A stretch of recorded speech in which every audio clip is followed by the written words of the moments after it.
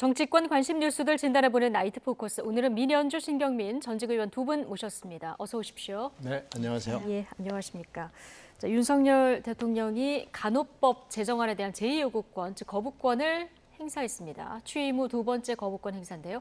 대통령, 국무회의 모두 발언 먼저 듣고 오시겠습니다. 유관 직역 간의 과도한 갈등을 불러일으키고 있습니다. 또 간호 업무의 탈의료기관화는 국민들의 건강에 대한 불안감을 초래하고 있습니다. 네, 자, 양국관리법 개정안에 이어서 이번이 두 번째 거부권 행사인데요. 지금 대통령 얘기를 들어보면 간호법 제정이 유관직역 간의 과도한 갈등을 불러일으켜서 결국은 국민 불안을 초래한다, 이런 얘기거든요. 어떻게 보십니까?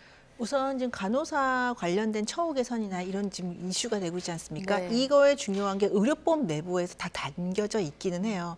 그래서 의료법 안에는 뭐 의료 시스템 전반에 대한 것뿐 아니라 의사 관련된 것, 간호사 관련된, 간호조무사 관련된 모든 규정이나 법제들이 다 마련이 되어 있습니다. 근데 사실 처음부터 왜 굳이 간호법이라는 것을 따로 독립해서 만들어야 하는가, 이거에 대한 논란은 있었거든요. 그런데 간호사협회 중심으로 굉장히 강력하게 추진을 했고 또 민주당이 거기에 동의를 하면서 이렇게 법안 본회의에서 법안 통과까지 되는 상황이 됐는데요. 지금 간호법에서 다루고자 하는 핵심 내용들은 사실은 의료법 내에서 충분히 다뤄질 수 있고 간호사들이 중요하게 생각한 처우 개선들도 그 안에서 네. 지금 되고 있습니다.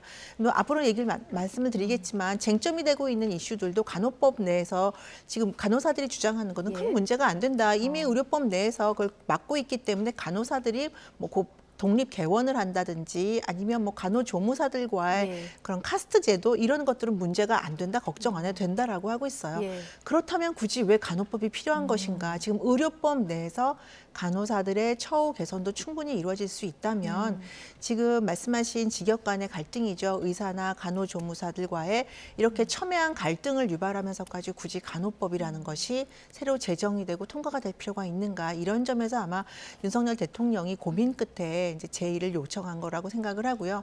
물론 간호사 관련 처우 관련돼서는 많은 개선될 여지가 필요하죠.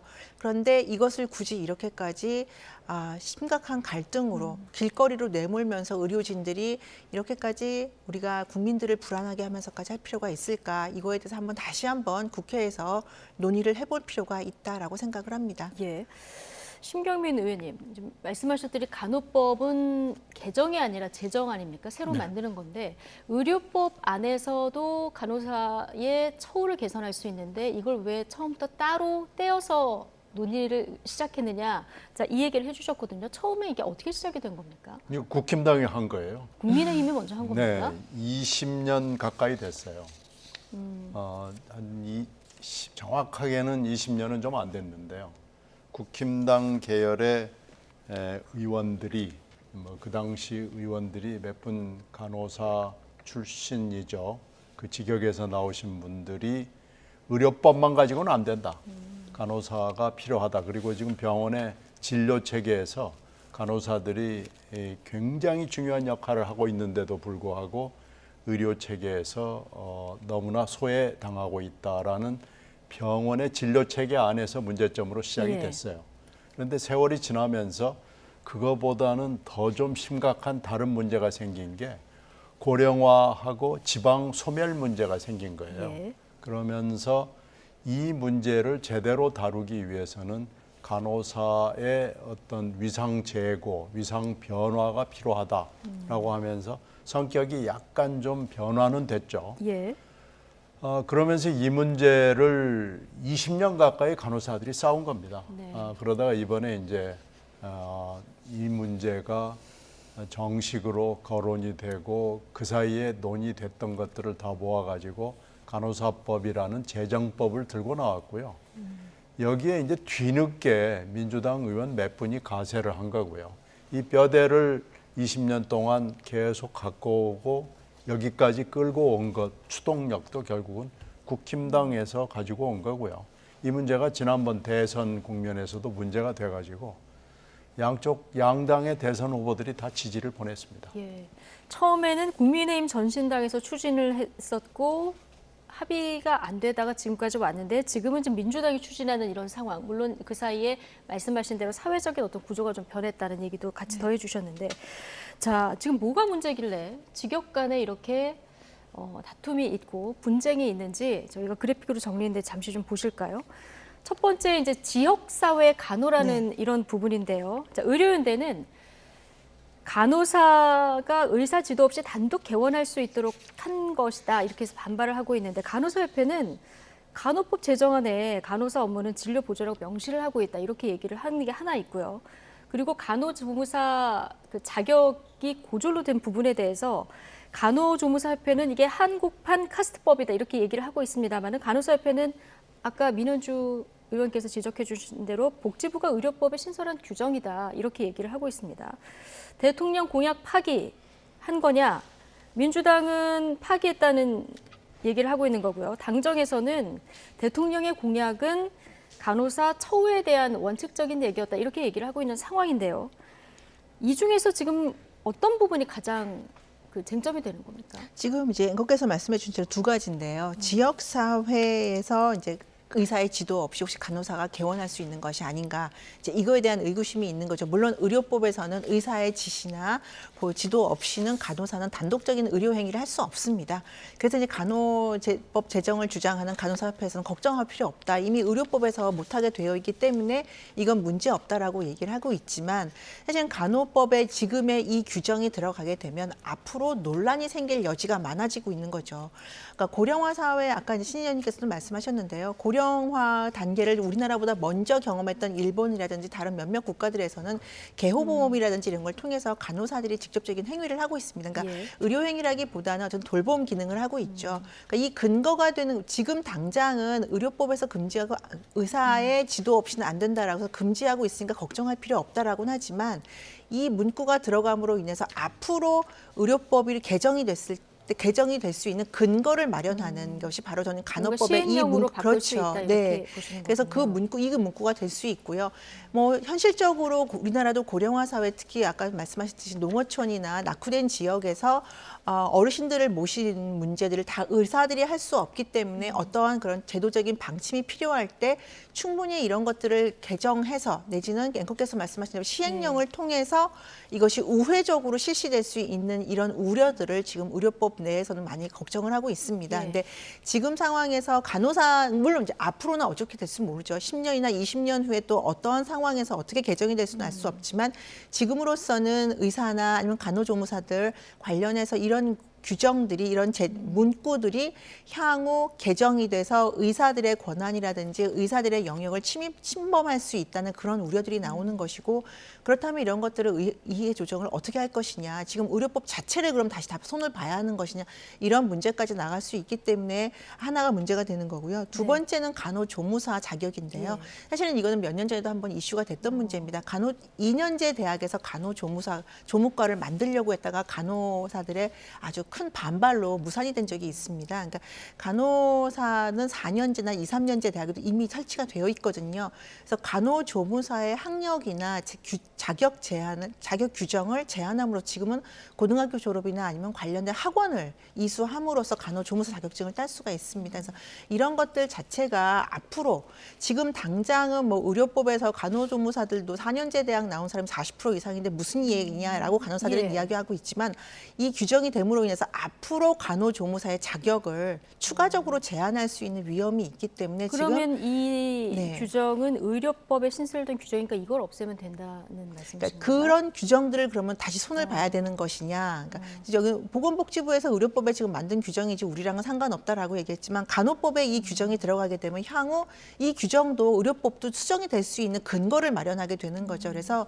지금 당장은 아무 영향이 없다라고 간호법을 주장하는 간호사협회에서는 얘기를 하지만 사실은 앞으로 큰 폭의 개정이나 수정이 될 수 있는 근거를 마련하는 게 간호법이기 때문에 지금 다양한 이해관계자들 관련해서는 지금 뭐 화면에서 보시고 있지만 저렇게 시위도 하고 있고요. 아마 파업을 예고하기도 하고 있지만 다행히 뭐 간호사협회에서도 그렇고 의사협회에서도 직접적으로 환자들에게 피해가 되는 파업을 하지는 않을 것 같은 이제 그런 메시지를 내고 있어서 그나마 다행이지만 이 부분은 조금 더 수기를 거친 다음에 그 다음에 수정 수정을 해서 법안을 좀 다시 한번 좀 논의를 예. 했으면 하는 생각이 있습니다. 직역 간의 의견 차가 크다 보니까 조금 더 수기를 하는 게 필요하지 않느냐는 의견이신데요. 신경민 의원님, 이 쟁점 사안들 어떻게 보십니까? 그러니까 1번 문제, 지역 문제는 현재는 문제가 없습니다. 네. 현재는 간호법 제정안에 분명히 간호사 업무는 진료 보조라고 되어 있기 때문에 현재는 문제가 없으나 앞으로 이제 이것을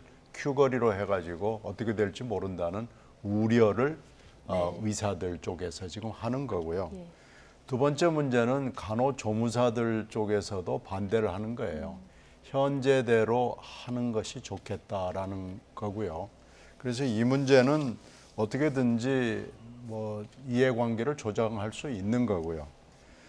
세 번째 문제는 조금 복잡해요. 왜 네. 그러냐면 지난번 얼마 우리가 기억하잖아요. 불과 1년여 전의 일이기 때문에 이때 그 양당의 대선 후보들 플러스 소속 의원들이 모두 다 거의 다 여기에 서명을 했습니다.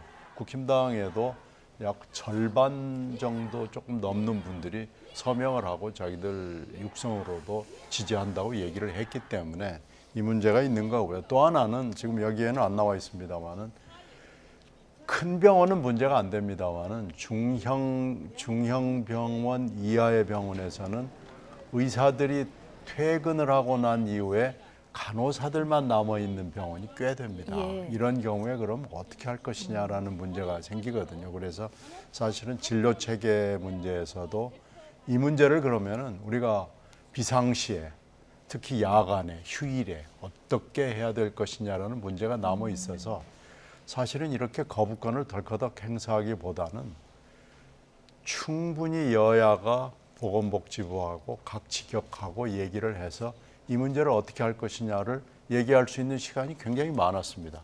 이게 거의 20년 가까이 된 얘기니까요. 예. 하루 이틀 된 얘기가 아니에요. 근데 이 문제를 지금 20년 가까이 묵혔다가 이렇게 덜커덕 야당이 찬성했다는 이유로 야당이 이것을 통과시키는데 주도했다는 이유로 덜커덕 거부권을 행사한다는 것은 저는 좀 무책임하고요. 예. 이 문제를 가지고 그러면은 거부권에라도 단서를 다뤄줘야 됩니다. 이렇게 이런 방향으로 고친다고 하고 그 얘기를 한다고 그러면은 다시 한번 논의할 수 있는 장과 시간을 좀 가졌으면 좋겠다라는 단서를 다뤄줘야지 이렇게 덜커덕 그냥 뭐 직역 간의 이해관계가 어쩌고 저쩌고 해서 거부권을 행사하는 건 정부로서는 좀 무책임해 보입니다. 예. 그러면 민주당은 지금 재투표하겠다 이런 방침인 것 같습니다. 그런데 재투표를 하면은 기준이 좀 높아져서 양곡 재투표 해봐야 지난번 양곡관리법하고 비슷하게 되겠죠. 근데 이 네. 문제는 또 양곡관리법과는 차원이 또 좀 달라요.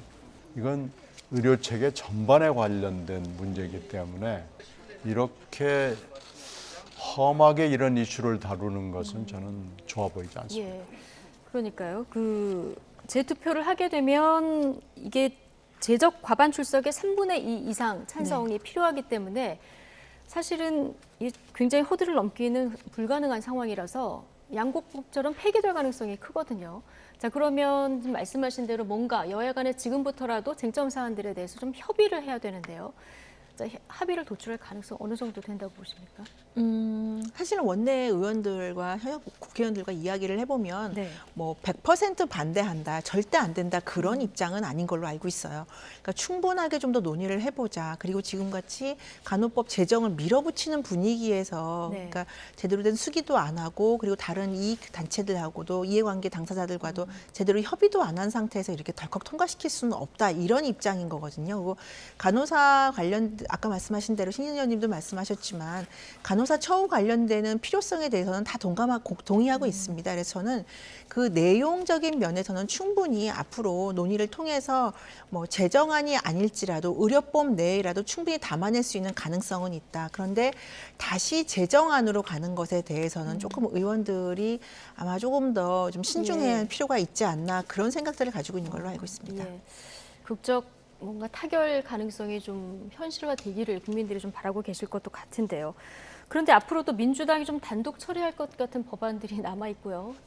많죠. 대통령은 또 거부권을 행사할 가능성도 커 보이고 이렇게 되면은 뭐 민주당도 부담이고 대통령도 부담이고 그럴 것 같은데요. 그래서 이렇게 가면 올해 내내 연말까지 특검법 올 때까지 거부권을 행사할 것 같아요. 이렇게 되면 거부권을 뭐 한두 달에 한 건씩 해서 최다 거부권 행사 대통령으로 기록이 될 가능성이 높습니다. 지금 이렇게 가면은 그렇지 않아도 전국이 굉장히 지금 꼬여 있고 엉켜 있는데 이걸 아무도 풀지 못하는 이런 전국으로 가게 되는 것, 결국은 총선으로 가서 총선에서 의석수를 어떻게 국민들로부터 심판을 받아내느냐에 따라서 어떻게 보면은 전국을 풀어낼 수 있는 실마리를 찾아내는 방법밖에는 지금 보이지가 않습니다. 예.